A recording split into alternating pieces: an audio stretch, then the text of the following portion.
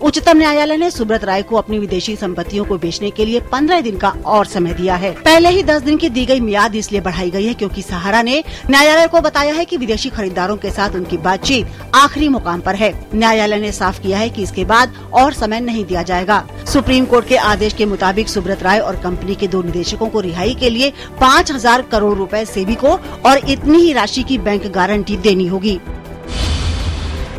आमिर खान की film PKK poster को अश्लील बताते हुए इस पर रोक लगाने की मांग वाली याचिका को सुप्रीम कोर्ट ने रद्द कर दिया है। याचिका में कहा गया था कि पोस्टर युवाओं के मन पर बुरा असर डाल सकते हैं। अदालत ने टिप्पणी की कि इंटरनेट के युग में युवा भला बुरा खुद तय कर सकते हैं और अगर ये किसी की पसंद नहीं हो तो वो फिल्म न देखें।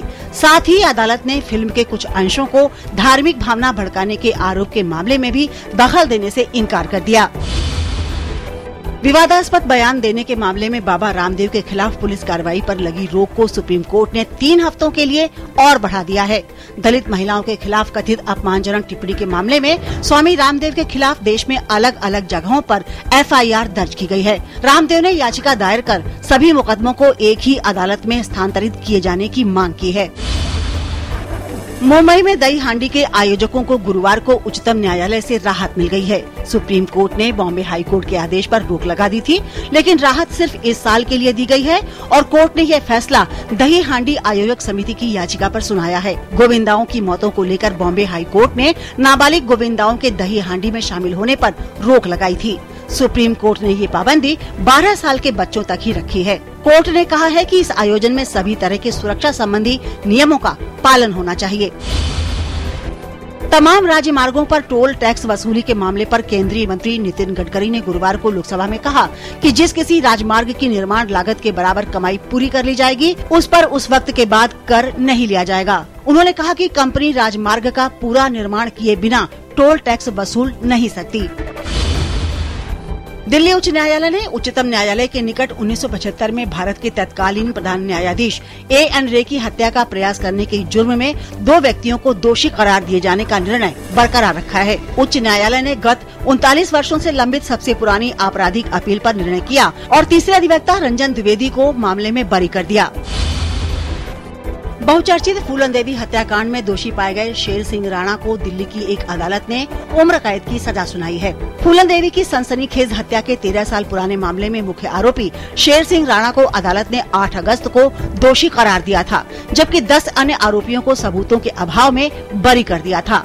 अदालत ने राणा को इस आधार पर सजा दी कि जिस पिस्तौल से 37 वर्षीय फूलन देवी की हत्या की गई, उस पर राणा की उंगलियों के निशान थे। सीबीआई ने शारदा चिटफंड घोटाले के संबंध में दिल्ली, कोलकाता, गुवाहाटी और ओडिशा में 28 स्थानों पर छापे मारे हैं। असम के पूर्व मंत्री मतंग सिंह और उनकी पत्नी मनोरंजना सिंह, पूर्व IPS अधिकारी रजत मजूमदार, ईस्ट बंगाल क्लब के अधिकारी देवव्रत सरकार और शारदा ग्रुप के अध्यक्ष सुदीप्त सेन के घर और कार्यालय पर छापे मारे गए। राज्यसभा में तृणमूल कांग्रेस के सदस्य कुणाल घोष इस घोटाले के मुख्य अभियुक्तों में से एक हैं और छापा मारे गए लोगों पर घोटाले से फायदा पहुँचाने का शक है।